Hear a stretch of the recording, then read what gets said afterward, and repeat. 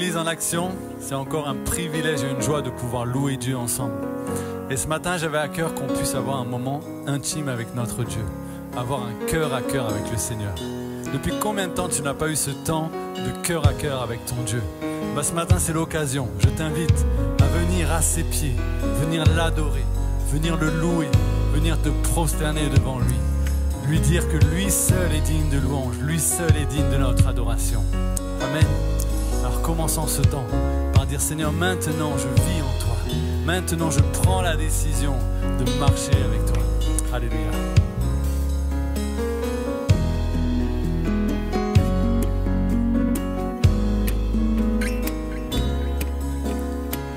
Je m'éveille car je sais qu'avec toi tous mes rêves ont un sens. Je veux vivre ma vie pour toi. J'ai pris ma décision. Tu me révèles, tu me montres tes merveilles. À jamais jeune en ton amour, car tu m'as libéré. Oh Dieu, aucun moment n'est perdu. Vois le soleil.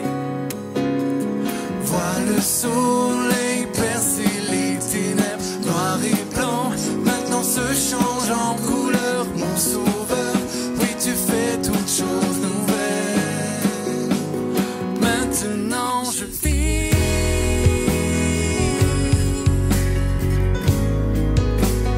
maintenant je vis,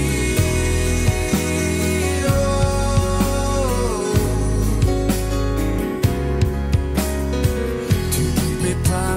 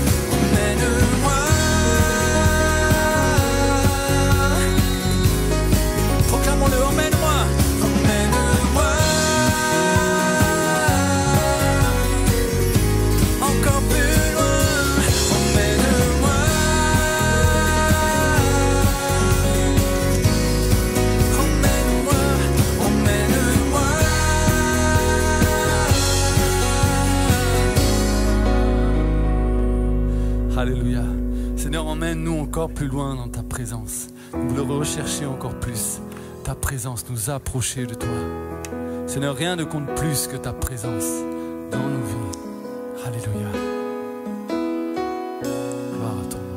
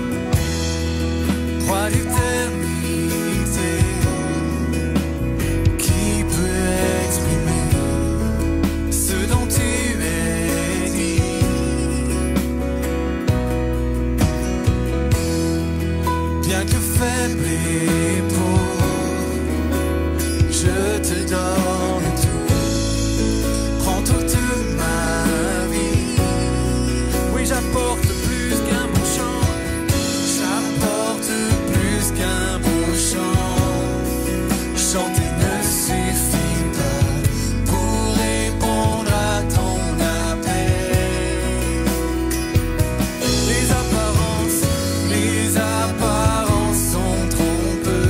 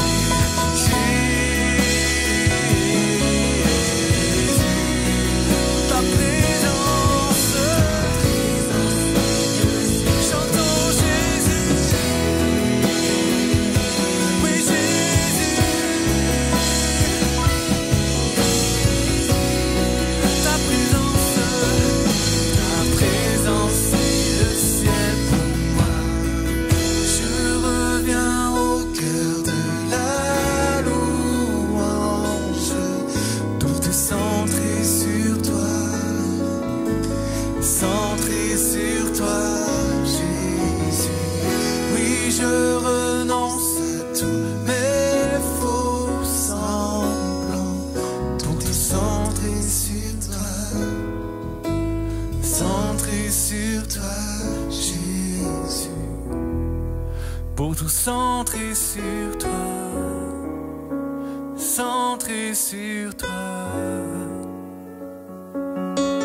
pour tout centrer sur toi, Jésus. Chantez-nous. Pour tout centrer sur toi, centrer. Pour tout centrer sur toi. Seigneur, nous centrons nos vies sur toi. Nous nous prosternons devant le roi des rois, le Seigneur des seigneurs, le roi de l'univers, le Dieu si grand qu'il a envoyé son Fils pour nous sauver, afin que nous ayons la vie. Seigneur, nous dépendons de toi, nous dépendons de ta grâce. Nous voulons centrer nos vies sur toi, nous agenouiller devant la croix. Seigneur, toi seul est digne de nos louanges, toi seul est digne de notre adoration. Alléluia, viens au milieu de nos louanges, que tu sois le centre de nos louanges. Centré sur toi, centré sur toi, centré sur toi, Jésus. Alléluia. Gloire à ton Saint-Nom. Voilà, bonjour à tous, si on peut remettre un peu de lumière. Voilà, bonjour à tous, j'espère que vous allez bien. Voilà, qui a passé une bonne semaine. Voilà. Bon, apparemment un peu plus que la dernière fois. C'est bien, on est en bon chemin. Et j'espère pour les autres que le Seigneur a commencé à vous bénir dès le début de ce culte. Lorsque j'ai écouté les chants, je voyais que les chants faisaient résonance avec le message que le Seigneur a mis sur mon cœur. Il y avait une parole qui parlait d'anciennes flammes et que Dieu nous renouvelle dans la flamme. Et vous savez que la flamme évoque en amour la passion. La passion. Et Dieu veut que nous soyons des hommes, des femmes passionnés. Dans la Bible, il y a une église qui a été trouvée en flagrant délit de manque de passion pour Dieu. Et c'est l'église d'Éphèse dans Apocalypse chapitre 2. Et nous allons ce matin parler de passion, parce que je crois que notamment cette nouvelle année, Dieu veut que nous soyons plus que jamais passionnés pour lui. Avec le temps, notre passion doit grandir. Amen. On va appeler le Seigneur vraiment à nous parler. Seigneur, nous te bénissons, Père éternel. Tu es notre Dieu et tu règnes. Nul n'est semblable à toi. Seigneur, tu tiens toutes choses entre tes mains. Que ta grâce soit sur chacun d'entre nous. Tu te saisis de tout, Père. Tu le rends captif à ta volonté, à ce que tu veux dire dans les cœurs. Seigneur, il y a ici le plus imparfait de tes instruments, moi. Mais Seigneur, je me confie en toi, parce que toi, je sais que tu parles tantôt d'une manière, tantôt d'une autre, que tu te sers de ce qui est faible pour communiquer la force. Tu te sers de l'ignorant pour communiquer la connaissance. Seigneur, nous croyons en toi, nous croyons en ta puissance. Ô Saint-Esprit, viens une fois de plus pleinement glorifier le nom de Jésus. Seigneur, pas simplement au travers des prières et de la louange dans laquelle nous avons pleinement participé, exprimé notre amour, mais Seigneur aussi au travers de la prédication de ta parole. Parce que rien de ce que tu fais, tu ne le fais sans la parole. Mais Seigneur, nous ne voulons pas une parole enseignée par des discours et des préceptes humains, mais nous voulons une parole qui soit une démonstration d'esprit et de puissance dans les vies et dans les cœurs. Que ta grâce, Père, soit sur chaque personne ici. Tu sais ce qu'ils cherchent les uns et les autres. Tu sais ce qui les attend. Tu connais le moteur qui les a poussés jusqu'à venir ici, Père éternel. Alors, Seigneur, je te prie de les exaucer. Que ton nom soit béni, Père, dans le nom puissant de Jésus. Amen. Une église, donc, qui a été trouvée en flagrant délit, je disais, de manque de passion pour Dieu. Apocalypse chapitre 2, verset 1. À l'ange de l'église d'Éphèse écrit, « Voici ce que dit celui qui tient les 7 étoiles dans sa main droite et qui marche au milieu des 7 chandeliers d'or. Je connais ta conduite, la peine que tu prends et ta persévérance. Je sais que tu ne peux pas supporter les méchants. Tu as mis à l'épreuve ceux qui se prétendent apôtres et qui ne le sont pas. Et tu as décelé qu'ils mentaient. Tu as de la persévérance. Tu as souffert à cause de moi et tu ne t'es pas lassé. J'ai cependant un reproche à te faire. Tu as abandonné l'amour que tu avais au début. Allons, rappelle-toi d'où tu es tombé. Change et reviens de ta conduite première. Sinon, je viendrai à toi et j'ôterai ton chandelier de sa place si tu ne changes pas. Voici pourtant une chose que tu as en ta faveur. Tu détestes les œuvres de Nicolaï, tout comme moi. que celui qui a des oreilles écoute ce que l'Esprit dit aux églises. Au vainqueur, je donnerai à manger du fruit de l'arbre de vie qui est dans le paradis de Dieu. Amen. La passion. La passion est une des caractéristiques de l'amour que l'homme est invité à avoir avec les siens, notamment dans la relation amoureuse. La relation amoureuse, c'est quand vous rencontrez la personne, votre bien-aimé, la femme de votre vie, l'homme de votre vie, la première fois notamment, il y a quelque chose qui vous saisit, il y a une passion qui est là. Cette passion, elle peut être souvent même folle, elle vous pousse à faire des choses que vous n'avez jamais pensé faire jusqu'à présent. Vous vous définissiez timide, mais quand vous avez rencontré cette personne, la personne a désinhibé la timidité en vous, n'est-ce pas? La passion. La passion est souvent ce qui caractérise aussi la personne qui vient pour la première fois. Hier, 12 baptisés, gloire à Dieu. Et ces baptisés ont témoigné de leur amour pour Dieu, ont témoigné qu'elles ont rencontré Jésus et veulent désormais marcher avec lui. On se souvient tous, la première fois qu'on a donné notre cœur au Seigneur, voilà, on voulait le crier, on voulait le dire. Moi, je voulais tellement le dire que même à l'école, je provoquais des polémiques pour déclencher la possibilité de parler de Jésus. Parce j'étais passionné pour Jésus. La passion.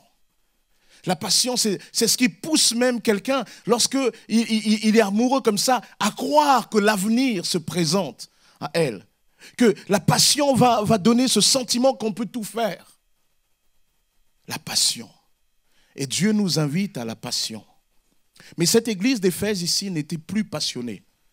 Elle était cette communauté de croyants, cette épouse de Jésus-Christ. Mais cette épouse n'avait plus la passion. Jésus lui dit, ok, tu as le reste, mais ce que je veux, c'est que tu sois passionné. Tu as de la persévérance. Je connais ta conduite, je te connais parfaitement. Il est dit, voici celui qui se tient au milieu des 7 étoiles. Les étoiles, c'est l'église. Et Jésus est en train de dire, tu sais, je suis au milieu de l'église, je ne suis pas à l'extérieur, contrairement à ce que vous pouvez croire dans votre contexte de persécution. Je ne suis pas à l'extérieur, je suis à l'intérieur de l'église et donc je connais parfaitement votre situation. Je sais que tu es persévérant. Je sais que tu ne peux pas supporter la méchanceté, en quelque sorte l'injustice. Tu as même du discernement parce qu'il y a des gens qui sont venus vers toi et qui se sont prétendus de tel ministère apostolique et tu les as trouvés menteurs. Tu détestes les œuvres des Nicolaïtes, ceux qui détournent la parole de Dieu. Tu as tout cela.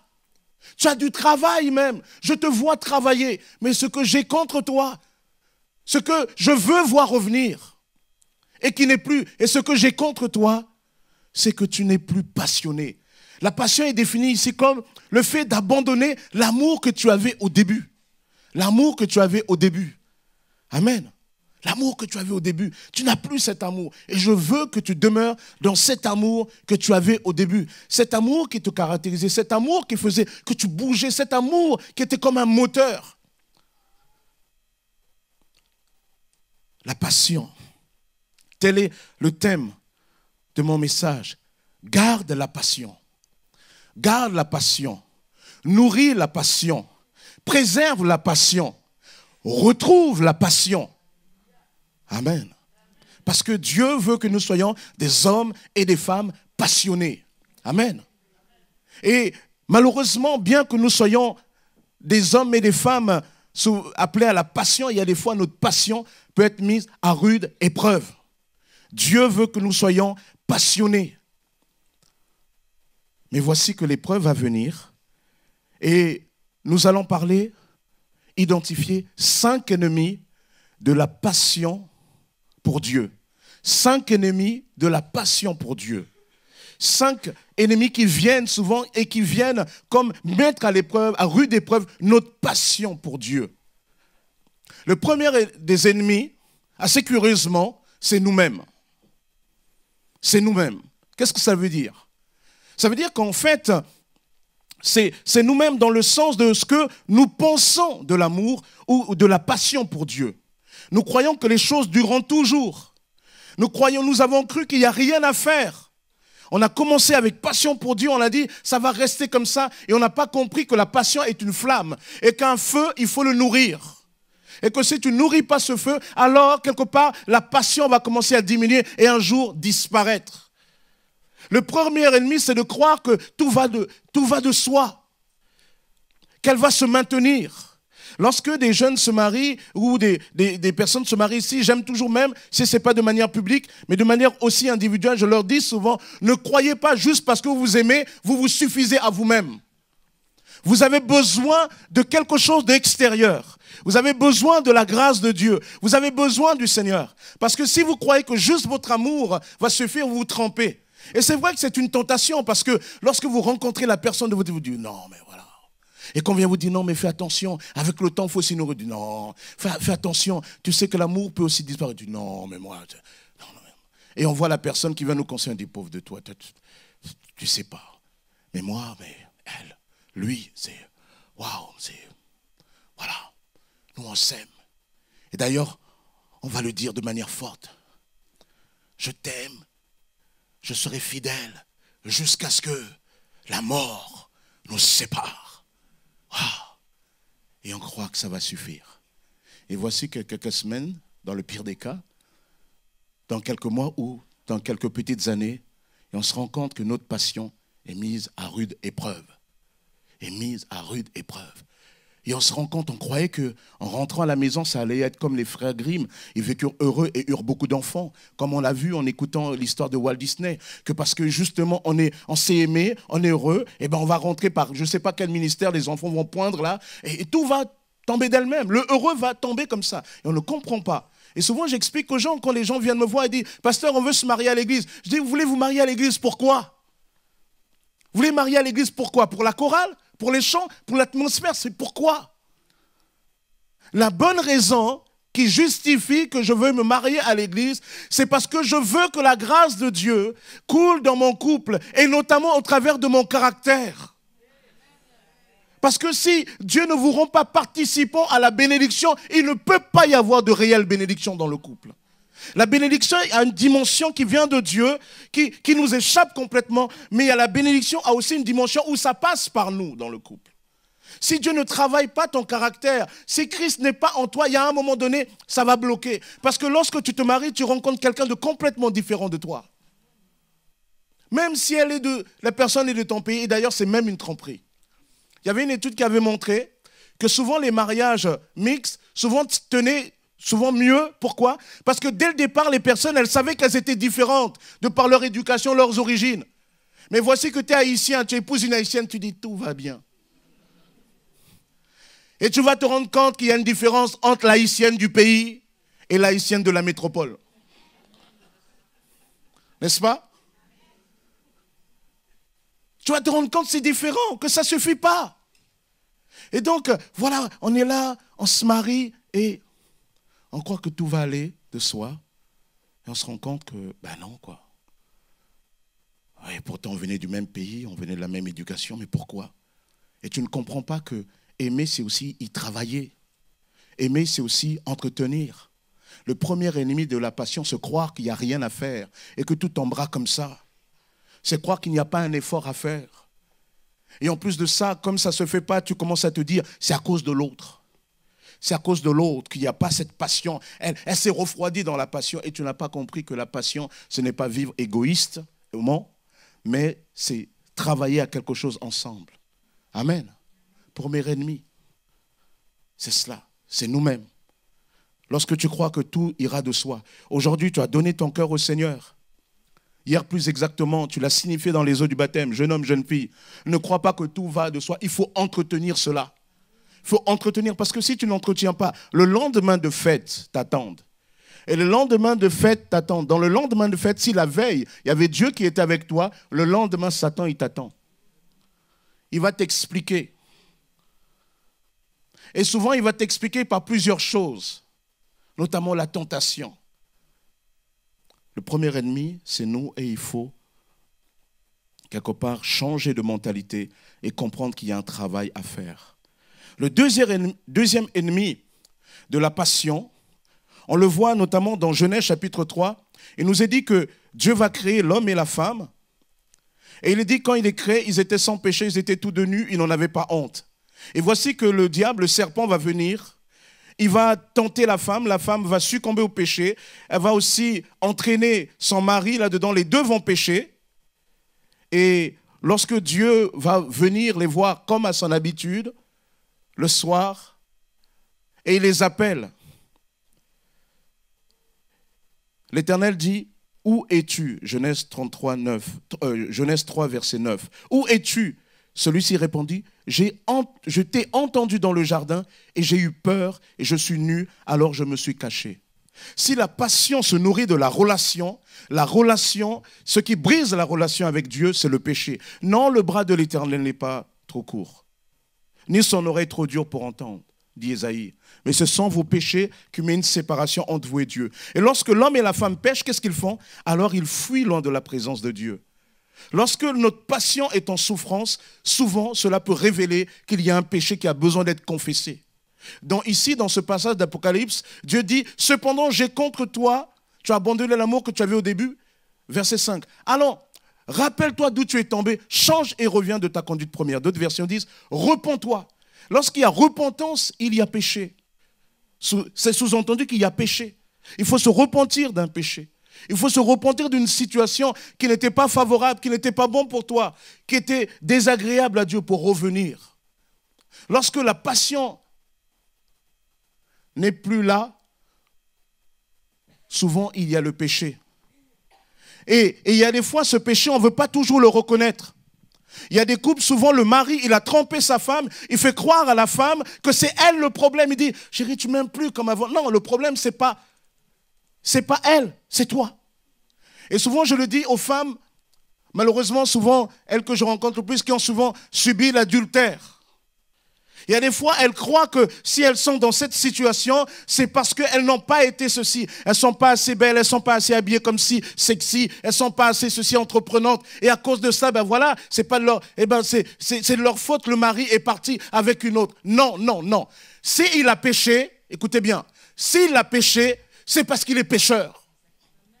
S'il a péché, c'est parce qu'il est pécheur. Pourquoi je dis cela? Parce que lorsque la femme tombe dans cette culpabilité-là, elle veut même chercher qui est cette maîtresse. Et quand elle voit consciemment et inconsciemment, elle veut se comparer. Mais elle n'est pas aussi belle que moi, quand même.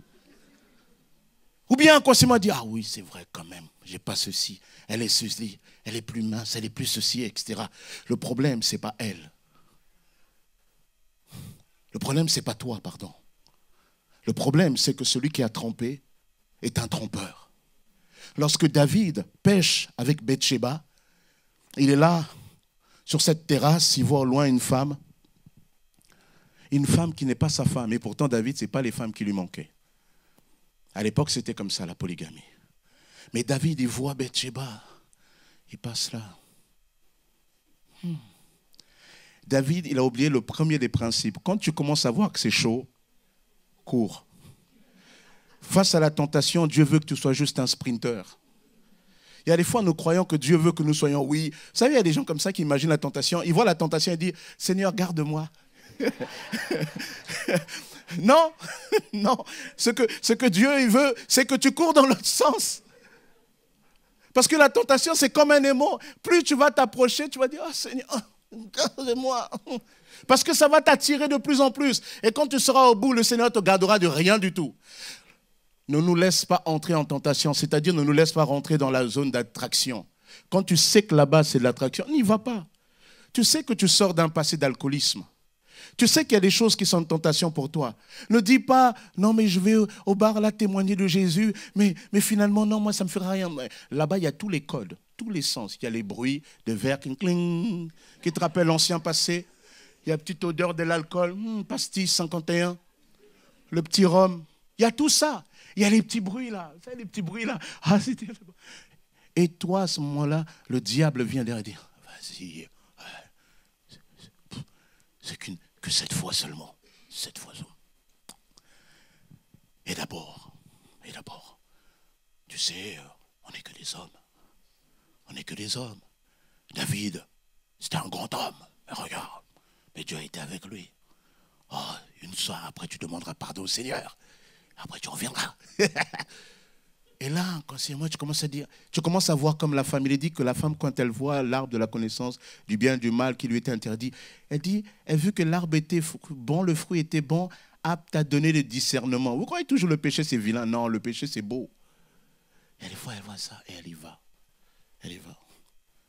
Et il y a des fois comme ça, la personne, elle pêche, elle dit, ah non, c'est les autres. Non, c'est toi. C'est toi. Et lorsque quelque part le péché est là, la relation avec Dieu est brisée et la passion a commencé à s'étioler. Le deuxième ennemi, le péché. Et ça, il faut être conscient de ça. Il faut être conscient de ça. Dieu savait très bien que quand il t'appelait, en attendant qu'il revienne, il te laisserait dans un monde de tentation, un monde de péché. L'Église n'est pas la communauté des justes par eux-mêmes, mais l'Église est la communauté des pécheurs sauvés par grâce. Même si ton cœur est complètement à Jésus, on sait que ton corps, là, il y a des fois, il sera dans des environnements faits de tentation. Dieu le sait. Parce que je le dis pourquoi? Parce qu'il y a des fois aussi des personnes pêchent et ils aimeraient revenir vers Dieu et disent, je suis allé trop loin. Parce qu'ils étaient trop fiers quand ils étaient sans péché.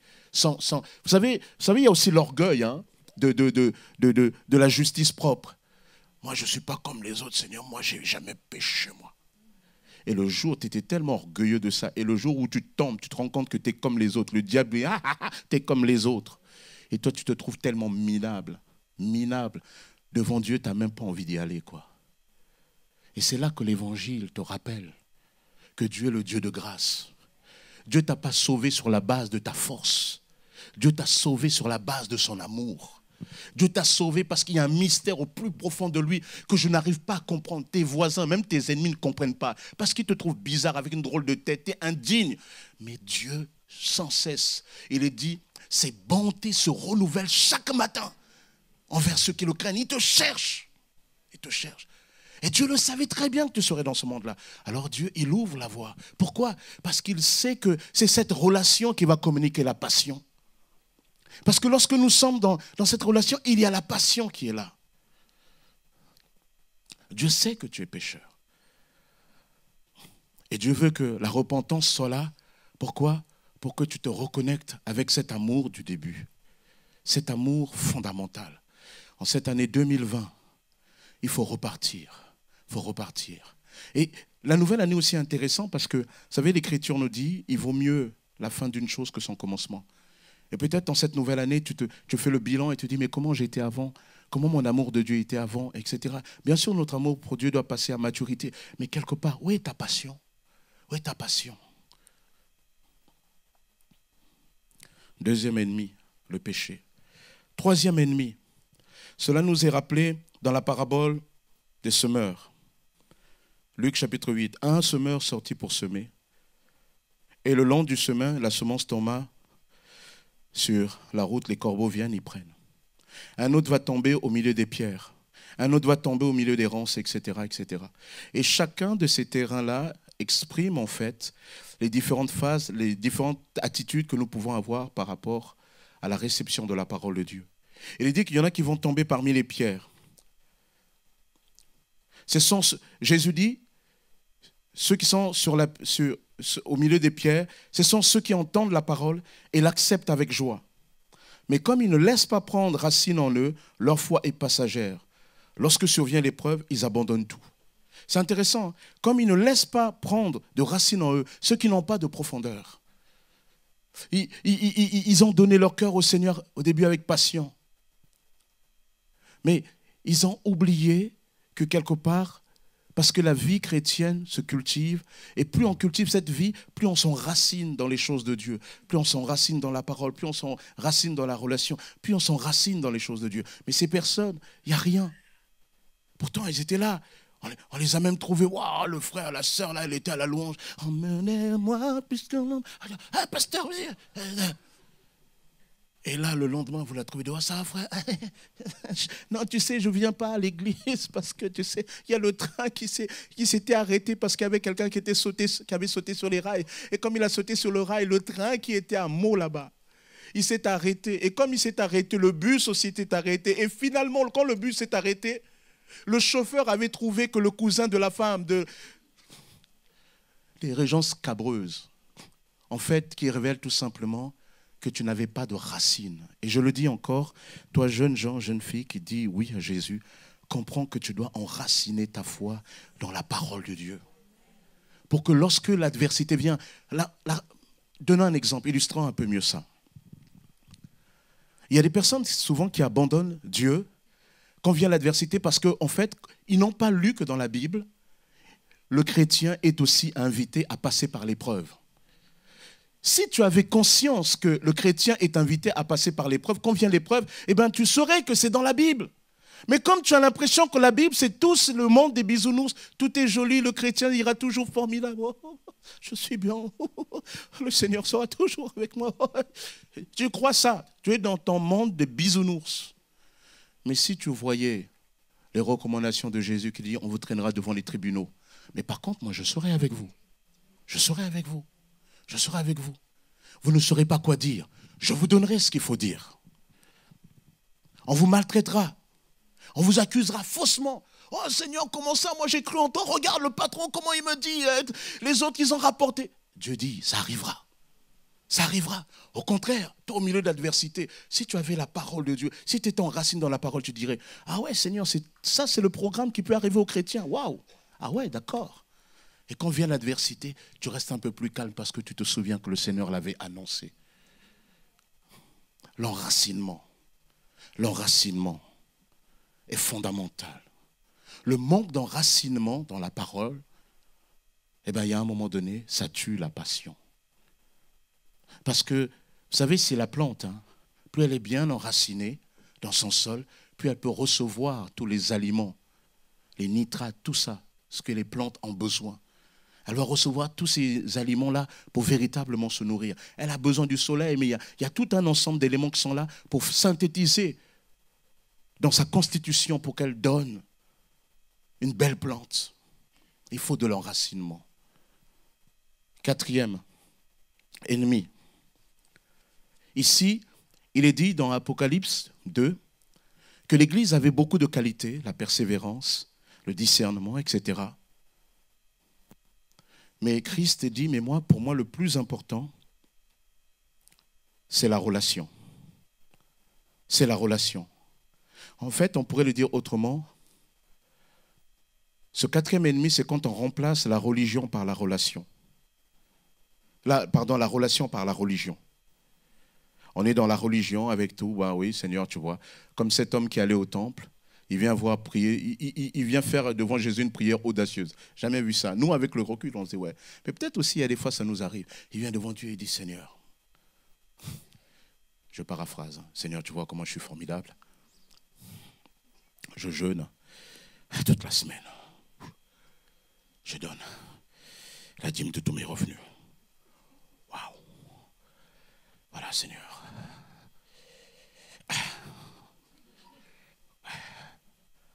Je ne suis pas comme... Si c'était encore arrêté là, mais il ajoute, je ne suis pas comme le...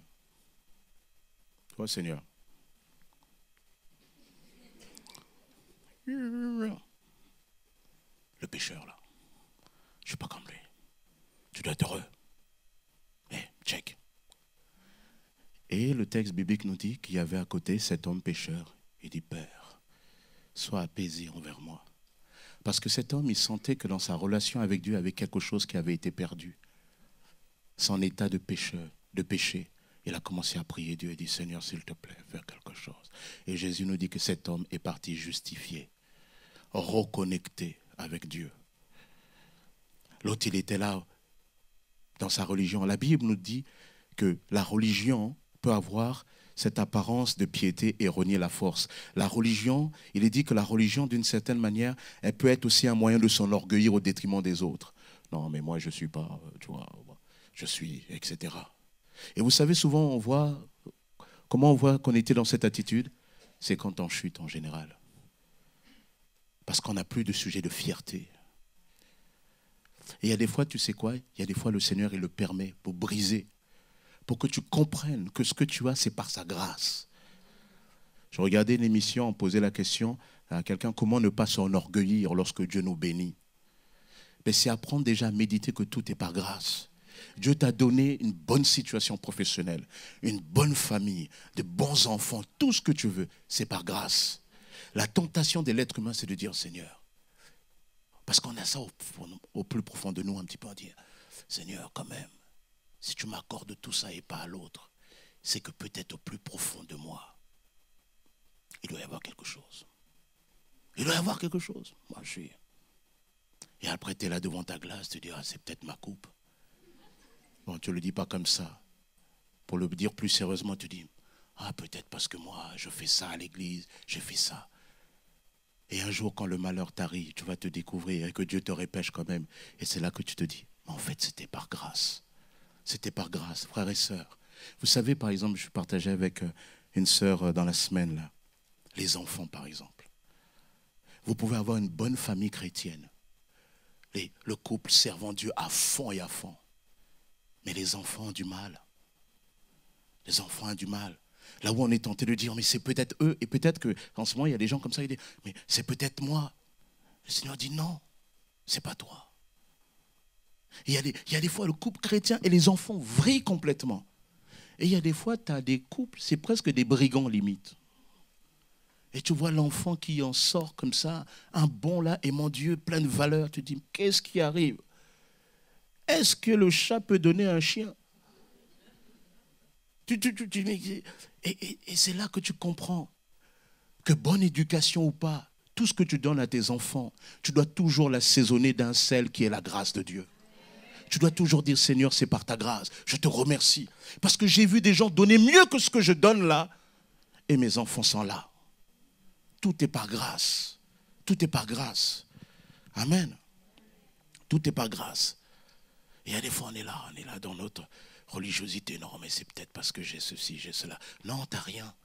Tout ce que tu as, c'est par grâce. Et la religion, elle est là, souvent, elle nous garde dans ce sentiment que oui, moi je fais ci, je fais ça. Non. Et lorsque l'Église était dans la religion, cette Église est tombée dans la religion, dans l'activisme, dans le ceci, de cela, Jésus lui dit non, le plus important c'est la relation. C'est ce que nous explique Luc chapitre 10. Jésus alla à Béthanie, dans le village de Lazare où il y avait ses sœurs Marthe et Marie. Et voici qu'il rentre dans la maison et les sœurs veulent véritablement bien prendre soin de Jésus. Mais voici qu'il y en a une, dès qu'elle a vu Jésus, elle est restée au pied de Jésus et la grande sœur était en train de travailler. Pendant ce temps-là, Marthe était allée aux multiples travaux que demandait le service. Vous entendez? Aux multiples travaux que demandait le service. Elle s'approcha de Jésus et lui dit, « Maître, cela ne te dérange pas de voir que ma sœur me laisse seule à servir? Dis-lui donc de m'aider. » Mais le Seigneur lui dit, « Marthe, Marthe, tu t'inquiètes, tu t'agites pour beaucoup de choses. Il y a plein de choses sur lesquelles tu es là à t'agiter. Il y a plein de choses sur lesquelles tu es là à te préoccuper. Mais il n'y en a qu'une seule chose qui soit vraiment nécessaire.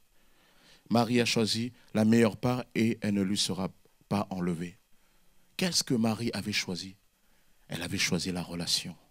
Elle avait compris que ce n'était pas tout le temps que Jésus allait passer. Et franchement, moi, il passe par là, je m'arrête. N'est-ce pas?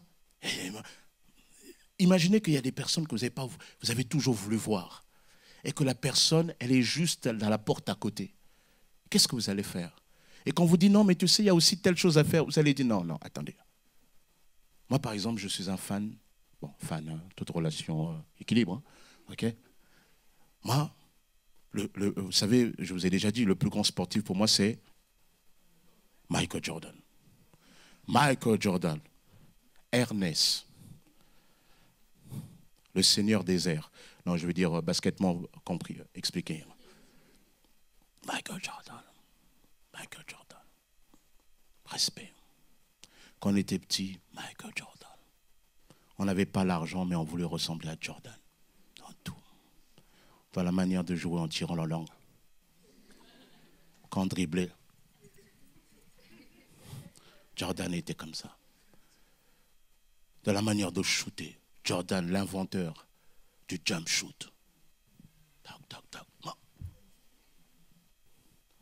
Jordan. Souvent, quand tu n'avais pas d'argent, tu prenais au moins la chose la moins chère qui caractérisait Jordan. Il avait un truc là, contre sueur là. Il avait aussi un truc de genouillère. Et Jordan. Après les choses trop chères, les chaussures de Jordan, on n'avait pas les moyens. On regardait simplement ça en vitrine. Mais on voulait ressembler à Jordan. Alors si un jour on m'avait dit, il y a Michael Jordan là, franchement, même si je ne savais pas nager, je serais allé à la nage. Et Marie, elle était là. Elle avait entendu Jésus. elle comprenait que c'était le Messie. Et Jésus est là. Jésus, c'est la connaissance suprême. Il est la parole de Dieu. Il est le Dieu tout-puissant. Il est celui par qui tout a été fait. Il rentre dans la maison. Tu crois que j'ai le temps de m'occuper de tes casseroles et de ton cassoulet et de ton couscous? J'en ai rien à faire. Hé, Marthe, le couscous, tout ça, il y aura des occasions. Jésus est là. Elle aurait dû dire, oui, Seigneur, oui, t'as faim, oui, mais elle disait bien que Jésus, il fallait quand même le manger, comment dire, lui faire à manger, l'hospitalité juive quand même. Mais Seigneur, explique-moi. Et là, et quand tu as vu l'aveugle là, qui était, comment c'est fait? Oh, Seigneur, ah ouais, oh d'accord. Et Seigneur, mais qu'est-ce que nous dit cette écriture là? Alors, ah oui, Seigneur, Et l'autre à côté, oui, je suis toujours la même, à toujours bosser, c'est pas la même. Il y a toujours des rabat-joie autour de nous comme ça. Et tu es là, oui, je suis toujours la même, c'est la même qui bosse. En plus, la machine à laver, elle est cassée, je dois le faire. Et l'autre, elle est en train d'écouter Jésus. Hein? Et en plus, elle ose. Elle va voir Jésus. Seigneur, tu vois pas que je bosse là? Tu ne peux pas lui dire, au lieu de dire à sa sœur, Marie, dit, Seigneur, dis-lui. Parce qu'il a vu qu'elle était dans l'attraction de Jésus. Il dit, Seigneur, découpe un peu l'attraction pour qu'elle vienne m'aider. Et Jésus lui dit, écoute, tu fais plein de choses, mais elle a choisi la part. Elle a choisi la relation. Vous imaginez là? Quand Jésus a été transfiguré, la gloire de Dieu est apparue, il a été transfiguré, il est devenu comme lumineux, tout ça. Il respirait la lumière comme une manifestation, une préfiguration de sa gloire qui est là. Et quelque part, il y a Moïse qui apparaît sur la montagne de transfiguration. Moïse, Élie qui sont là, ils sont en train de parler. Il y a une présence de Dieu. Les apôtres, Jésus avait donné une mission, mais ils disent à Jésus, il dit, Seigneur, on va planter des tentes ici. On va rester là. Hein? On va rester là. Ils n'avaient plus oublié que allez, faites de toutes les nations des disciples ou bien on va sauver. Il dit, Seigneur, c'est bien si on restait là. Parce que lorsqu'il y a une présence glorieuse de Jésus, il dit non, la relation. Ah, la relation. Il faut la relation. Et la relation nourrit la passion. La relation nourrit la passion. Si tu veux être à nouveau passionné, reviens à la relation. Parce que lorsque tu es dans la relation, c'est comme le cep. Le sarment est au cep. Lorsque, dans la vigne, le sarment est attaché au cep, le cep, il peut faire couler sa sève à travers le sarment et le sarment va commencer à donner son fruit. Il faut connecter. Et lorsque tu es dans la relation, le Seigneur, il t'entretient dans la passion. Moi, je me suis rendu compte qu'il y a des fois, quand cette passion tombe, c'est parce que ma relation avec Dieu souffre. Pasteur ou pas pasteur, on est tous à la même enseigne. Il y a des fois, même en tant que pasteur, vous avez envie de dire, Seigneur, c'est bon. Je suis fatigué. En plus, si vous êtes arrivé dans une situation, tu dis, moi, ça m'est arrivé rarement, mais ça m'est arrivé des fois de dire, Seigneur, règle-lui son compte. Faire attention, il ne faut pas trop m'énerver parce que quand je prie, je dis, Seigneur, règle-lui son compte. J'en ai marre. Seigneur, c'est trop. Et j'ai plus envie de parler avec Dieu. Et la passion, à ce moment-là, ça commence à tomber. Tu fais beaucoup de choses. Mais ce que le Seigneur veut, c'est la relation. Et l'histoire d'Apocalypse nous montre qu'on peut cacher notre souffrance de relation dans beaucoup de choses, même qui ont l'apparence de piété. Mais ce que Dieu veut, ça sera toujours la relation. Vous savez pourquoi? Car Dieu a tant aimé le monde, qu'il a donné son Fils unique, afin que quiconque croit en lui ne périsse pas, mais qu'il ait la vie éternelle. Et il est dit, or la vie éternelle, c'est quoi? C'est qu'ils te connaissent. C'est qu'ils te connaissent. C'est qu'ils te connaissent. Amen. Fondamental. Cinquième ennemi de la passion, c'est le manque d'espérance. La Bible nous enseigne que nous avons été sauvés en espérance. C'est en espérance que nous avons été sauvés. Ça veut dire que ce que le Christ promet là, tu ne l'as pas encore, mais tu l'espères. Et vous savez, c'est important que le chrétien soit dans l'espérance du retour de Jésus. Pourquoi? Parce que lorsque nous sommes dans l'espérance, nos yeux pointent vers cette espérance, n'est-ce pas? Et lorsque nos yeux pointent vers l'espérance, qu'est-ce que nous voyons? Nous voyons les promesses. Et lorsque nous sommes dans les promesses, ces promesses à nouveau, elles vont venir nourrir notre espérance. Lorsque vous dites à des enfants, vous savez, on a tous des enfants comme ça à des stades, où on leur dit, bon, demain on va au McDo, excusez-moi, ou au KFC, ou au Burger King, ou comme maintenant il faut tout dire, sinon les gens vont croire que la prédication a été sponsorisée par McDonald's. Vous leur dites ça. Regardez comment ils sont. Ils changent du tout au tout. Moi, ça m'est arrivé de voir ça même chez mes enfants. Tout d'un coup, ils sont pleins de bonté. Ah, ils sont bons, mes enfants, il n'y a pas de problème. Hein. Je bénis le Seigneur, alléluia. Mais il y a des moments comme ça, ils sont pleins d'entrain. Ils arrivent même à dire, papa, tu veux que je range tes chaussures? Papa, tu veux que je les nettoie? Ça ira plus vite pour qu'on rentre dans le projet pour nous. Et il y a des fois quand ils viennent, papa, avec des belles phrases, je sais bien qu'ils veulent me cuisiner et obtenir quelque chose qu'il y a dans mon portefeuille. Je le sais. Mais quand vous leur avez nourri de quelque chose qui va arriver, alors tout se met en branle pour atteindre ça. C'est pour cela que l'espérance chrétienne est importante. Lorsque je suis dans l'espérance pointe vers les promesses. Lorsque je regarde les promesses, alors elles viennent encore nourrir mon espérance comme un cercle vicieux. Ça nourrit. Et lorsque je suis dans l'espérance, alors ça nourrit ma passion. Je dis, ah oui Seigneur, je veux attendre. Quand vous dites ça à l'enfant, il est là. Et plus le truc avance, regardez comment il frétille. Quand on monte là, et il y a les voisins là. Ils font même des blagues, ils font des chansons dans la voiture. Parce que vous allez à l'endroit désiré. L'espérance. Elle nourrit la passion. Mais lorsqu'on n'a pas d'espérance, alors quelque part, la passion souffre. Il nous est dit, dans Ézéchiel chapitre 37, il y a une vision des ossements desséchés. Et ces ossements-là représentent le peuple d'Israël. Ces ossements sont dispersés. Et Dieu dit, la chose suivante, fils d'homme, ces ossements-là, c'est toute la communauté d'Israël, voit ce qu'ils disent. Nos os sont desséchés, notre espérance est évanouie, notre vie est brisée. Ici, parce que l'Israël n'a plus l'espérance, alors ils se sont dispersés. Lorsque il n'y a plus d'espérance, alors on meurt quelque part. Mais c'est en espérance que nous avons été sauvés. Romains 12 dit, réjouissez-vous dans l'espérance et soyez patients dans la détresse, persévérez dans la prière. Vous entendez? Réjouissez-vous dans l'espérance. Ah oui, le Seigneur va te bénir, le Seigneur veut te bénir. Mais de manière ultime, ces choses-là, il te les accorde dans le temps à venir. Dans le temps à venir. Et dans le ciel, il est dit ce qui est à venir. Paul dit, il n'y a aucune mesure entre les souffrances présentes et la gloire à venir. Ce qui est à venir, Paul, il dit, waouh. Il dit, tu sais quoi? 1 Corinthiens 12. Il y a un moment donné, si je dois me gloffer de quelque chose, j'ai été ravi au 7e ciel là-haut. Je suis allé là et j'ai vu des choses. Je ne peux pas dire ce que j'ai vu, c'est ineffable, qu'on ne peut pas raconter. J'ai vu des choses. Et la Bible nous dit que quand nous serons, le Seigneur créera un nouveau ciel, une nouvelle terre à venir. Et il est dit, dans ce temps-là où le Seigneur créera un nouveau ciel, une nouvelle terre, il n'y aura pas de lune, il n'y aura pas de soleil. La Bible dit, la gloire de Dieu l'éclairera. Et ça, c'est intéressant parce que le soleil, si vous fermez toutes les fenêtres ici, là, vous les occultez, le soleil ne rentrera pas. Ça ne rentrera pas. Et si vous mettez même certains types de panneaux, et bien même les rayons ultraviolets ne rentreront pas.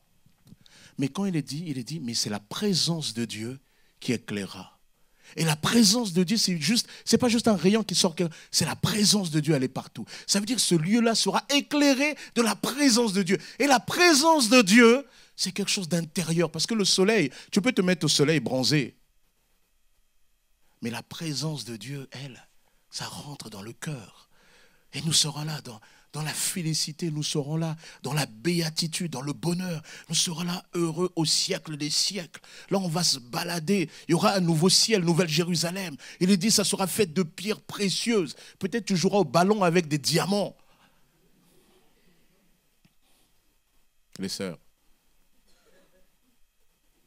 Les diamants.